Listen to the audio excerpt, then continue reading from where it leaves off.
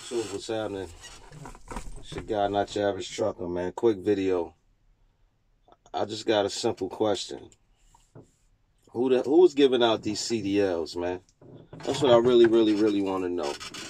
Because it never fails that a couple times a week, I'm in a scenario, mind you, all I do is local runs. I'm at the same spots for the most part, over and over, day after day, week after week, month after month. And the spots that I go to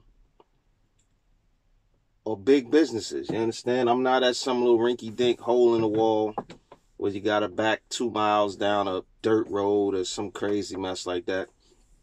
I'm at big warehouses that have 50, 100, 400 docks, you understand? So I'm not in tight spots, but it never fails that every week,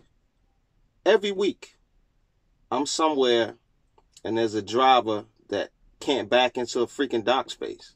Mind you, you got all the space in the world. It's not tight, none of that. So I'm a nice guy. I try to get out and coach people sometimes, or most of the time. I mean, you can be 10 dock spaces away. If I see you having trouble, I'll at least walk down there. Because some guys are rude, man. You know, they'll sit in the truck right beside you, see you trying to back in, and see you struggling and won't, get out and help you. Me, I'm the opposite, man. I'm an owner, so I don't want to see nobody messing no equipment up. Plus, I get it, man. We all have bad days, man, and, get stressed out or frustrated. I ain't really trying to see nobody have a nervous breakdown either, so I get out and I try to coach you or, give you directions, back up. Or, I might climb up to your window and tell you, hey, man, this is what you should do. Turn your wheel this way, that way, this, that, and the third. But it never fails that every week I come across people that simply do not get it. Do not get it. I mean, the other day I'm in South Carolina at my paper towel spot. This place is freaking huge. Like, seriously, you could probably, in between where the docks are and where the drop trailers are, you could literally parallel park 2 tractors before the dock space. So literally it's enough space for 2 trucks to sit, truck with a 53-foot trailer to sit this way with each other, and you can still back in. So technically you might have 3 trucks in a row. That's how wide this shit is. And it was these African dudes that could not back into the damn spot. And it annoyed me, because they backing up right beside me. So I get out and I'm helping them. And they just do not get it. And I got no problems with foreigners. I don't have no problems with... Only reason I know they're African is because the dude told me he was from Ethiopia. But it was 2 of them in the truck. Neither one of them dudes know how to back up. How the hell did you, A, get your CDL? B, who the hell hired you? If you can't back into a freaking dock space. That's the first thing I do when I interview people and I give them a little road test.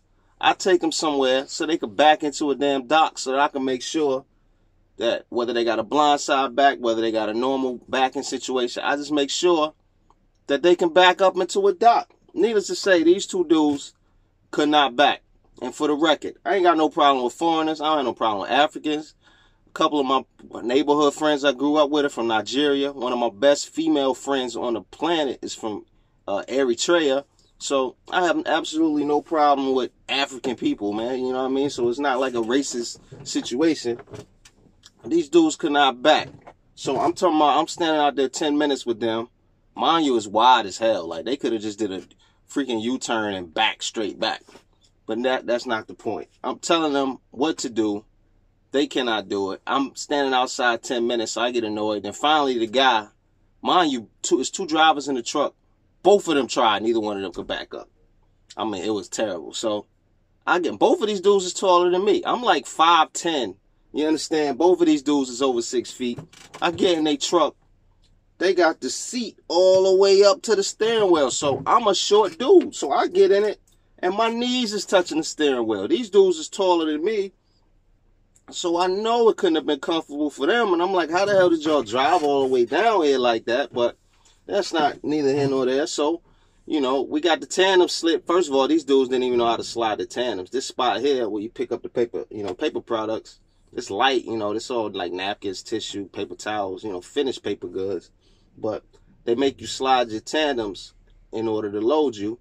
these fools had no idea how to slide tandems. So I showed them how to slide the tandem. I'll teach that.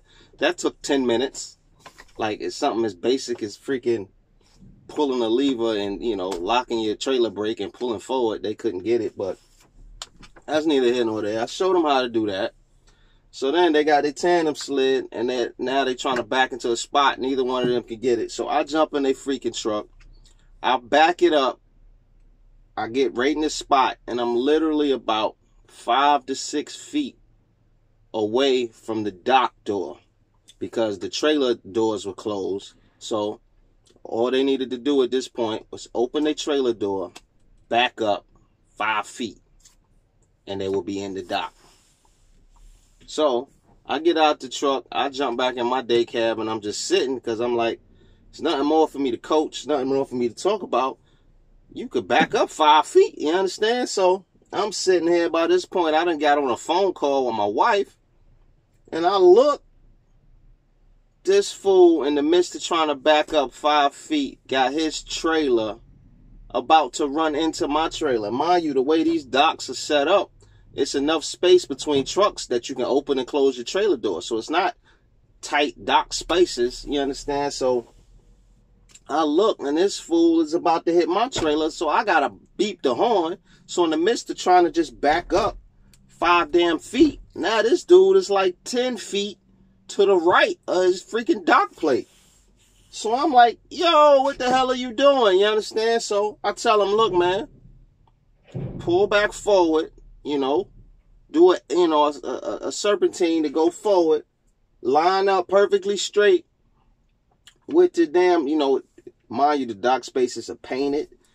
I mean, this place, it's just no excuse to have an issue here. It could be freaking midnight. It could be dark, and you can still see the lines, you understand, line up with the dock. So you got the lines on the ground. You got the lines painted on the little, I don't know what you call it, the little padding around the dock. So it's absolutely no reason for you to have a problem lining your damn your truck and trailer up to back up. But anyway, I'm telling this fool, look, man, line up and then back straight back, yo. You understand? I promise. 20 minutes later, I'm talking about 20 minutes after I initially lined them up.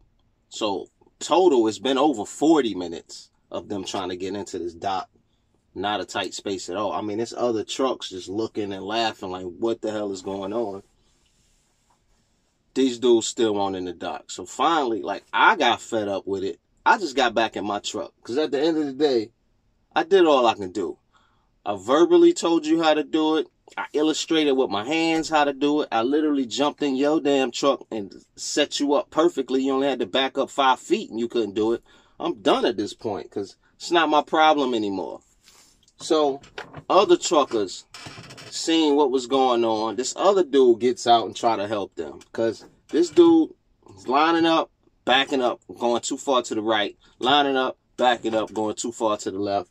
This dude just could not get it. And I was like, I was just done with it. I'm just, at this point, I'm just like, yo, I just want to make sure this fool don't hit my freaking truck and trailer. So this other guy, he's out there with them another 10 minutes.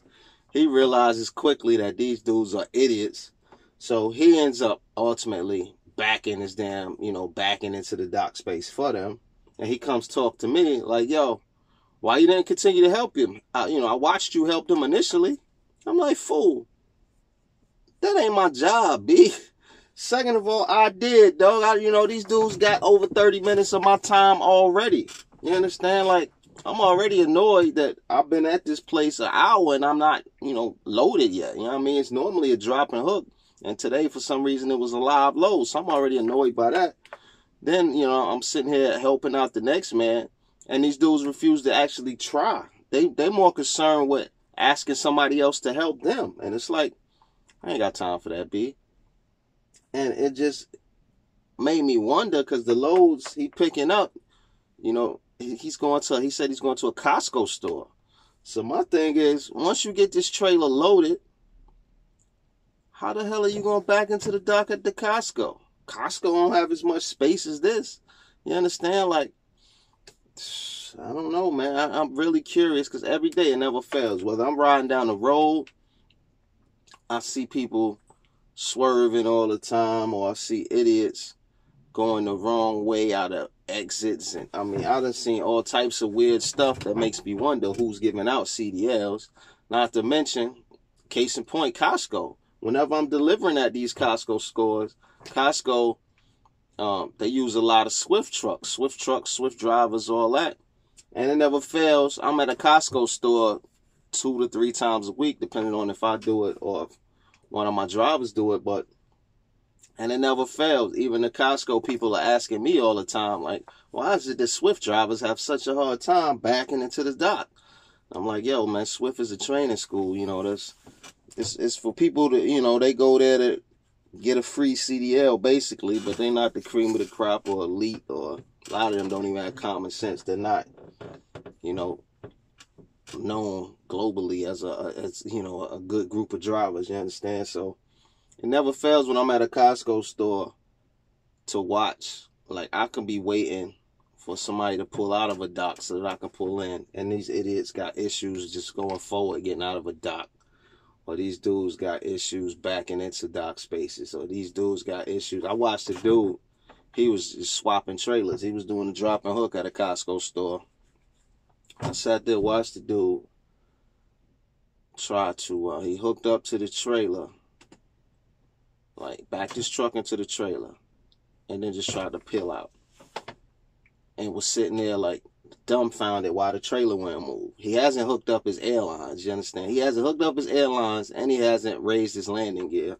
So I sat there and watched this dude for, like, you know, because you hate to come up there and say some Captain Obvious shit to somebody because that might annoy him. So in my mind, I'm like, it's absolutely no way that this dude doesn't know that he hasn't hooked up his airlines. There's no way that he doesn't know that he hasn't cranked his landing gear. So I was thinking initially maybe he was just doing a tug test to verify that his fifth wheel connected, you know, to the trailer.